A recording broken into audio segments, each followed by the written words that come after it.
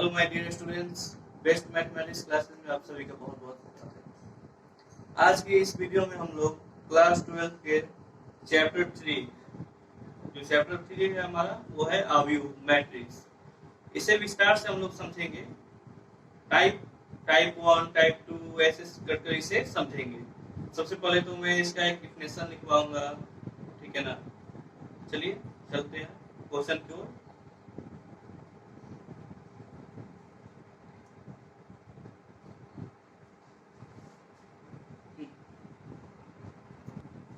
Type 1 के माध्यम से हम सबसे पहले समझेंगे कि अवयव होता क्या है, ठीक है। तो अवयव का हमारा ये इंट्रोडक्शन वीडियो है, और इंट्रोडक्शन में भी ये भाग 1 है। इंट्रोडक्शन में भी ये पार्ट 1 है। इंट्रोडक्शन वीडियो का भी ये पार्ट 1 है, ठीक है ना। तो मैंने एक क्वेश्चन बनाया है टाइप 1 के अंतर्गत कि what is a matrix, what is matrix and which is the called off elements of matrix. मतलब कि व्हाट इज ए मैट्रिक्स मतलब अवयव क्या है, और विच इज एंड और विच is the called off elements of matrix, और अवयव के अवयव एलिमेंट्स ऑफ मैट्रिक्स अवयव के अवयव किसे कहते हैं, चाहे क्या है, इसे हम लोग समझेंगे। तो सबसे पहले ये पार्ट को हम समझेंगे, what is matrix and what is a matrix. देखिए पहला पार्ट है यहाँ से लेकर यहाँ तक, यहाँ से लेकर यहाँ तक डिफिनेशन हो गया, आंसर हो गया पहले पार्ट का।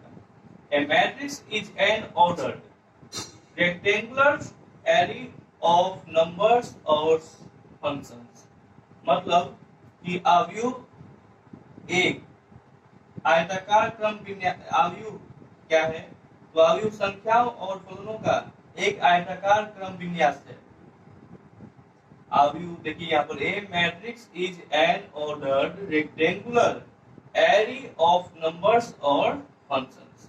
मतलब कि अवयव जो है वो संख्याओं और फलनों, संख्याओं, नंबर्स और फंक्शंस, संख्याओं और फलनों का आयताकार क्रम विन्यास है। रेक्टेंगुलर मतलब होता है आयताकार, एरी मतलब क्रम विन्यास, आयताकार क्रम विन्यास है। अब हम देखेंगे सेकंड नंबर जो पार्ट है, यहाँ से and which is the called off elements of matrix.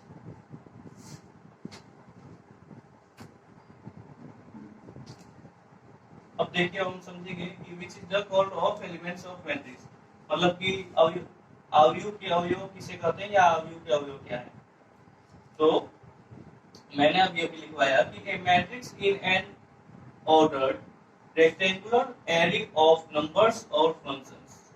The numbers और functions are called the elements और the integers of the matrix.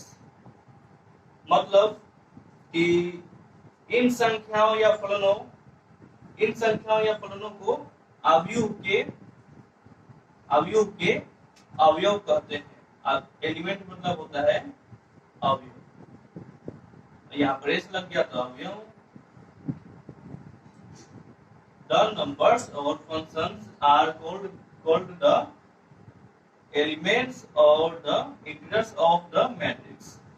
मतलब कि इन संख्याओं या फलनों को अवयव का अवयव कहते हैं। नेक्स्ट हम लोग देखेंगे, पहले तो इसमें मैं एक नोट लिखवाऊंगा,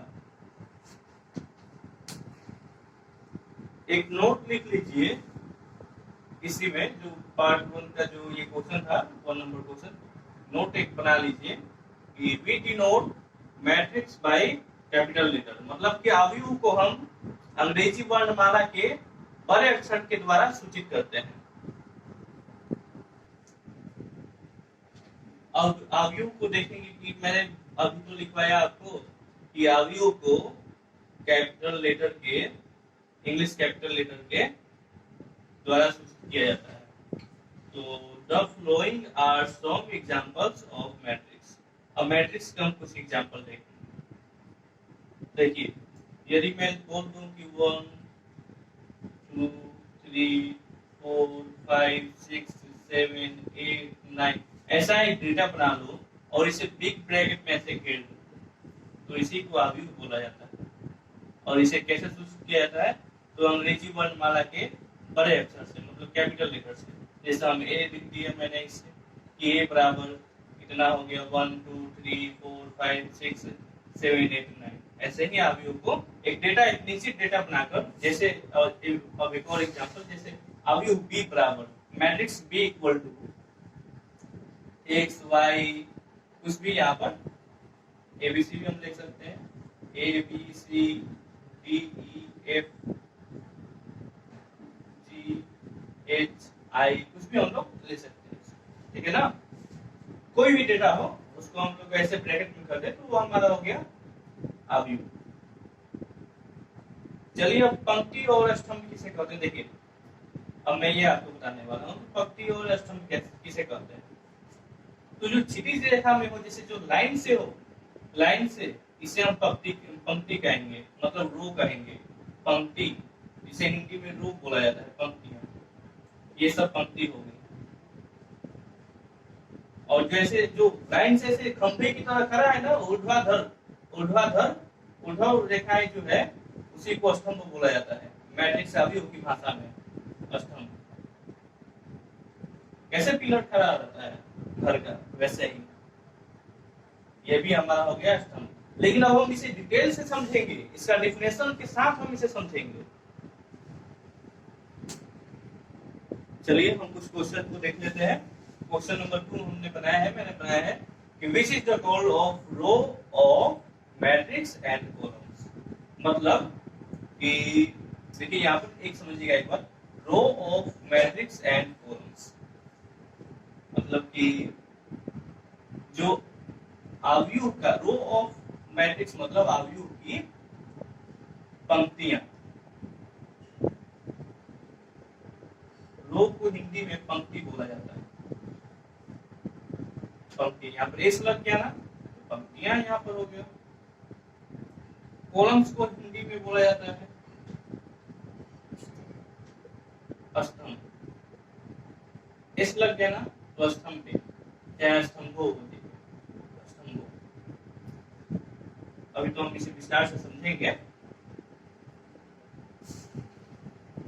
ये क्वेश्चन पढ़ गया ना, अब इसका हम लोग आंसर देखेंगे।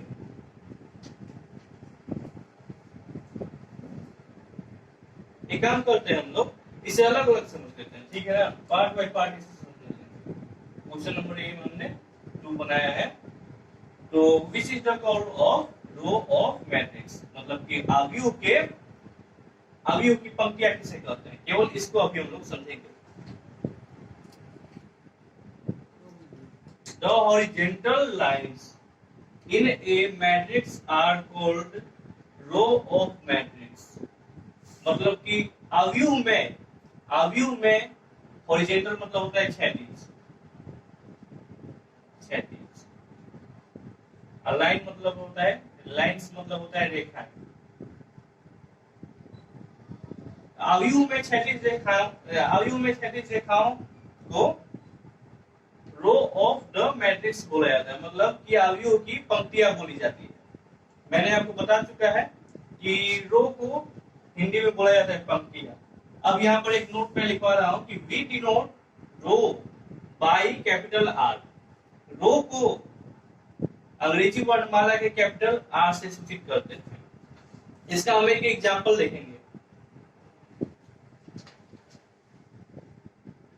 अभी हमने बोला कि आव्यूह की जो पंक्तियां होती हैं उसे हम लोग कैपिटल आर से सूचित करते हैं।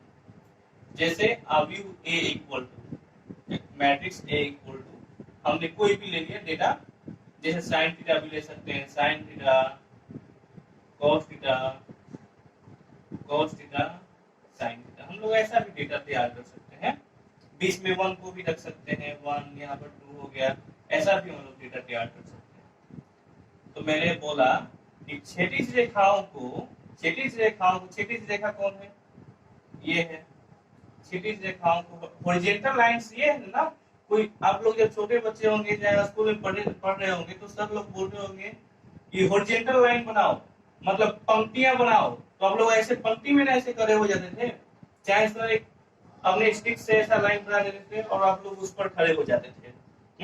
तो वही लाइन हमारी छठी लाइन हो गई, उसी को आवियों की भाषा में रो बोला जाता है, यानी पंक्तियां बोली जाती है।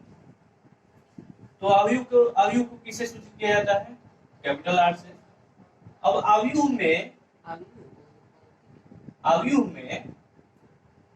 के पंक्तियों को कैपिटल आर से सूचित किया जाता है। तो आयु में जो पंक्ति 1 हो गई उसे R1 द्वारा लिखा जाता है। अब ये दूसरी पंक्ति होगी ना, आयु ए की दूसरी पंक्ति होगी ना ये, तो इसे हम लोग क्या लिखेंगे? R2 लिखेंगे।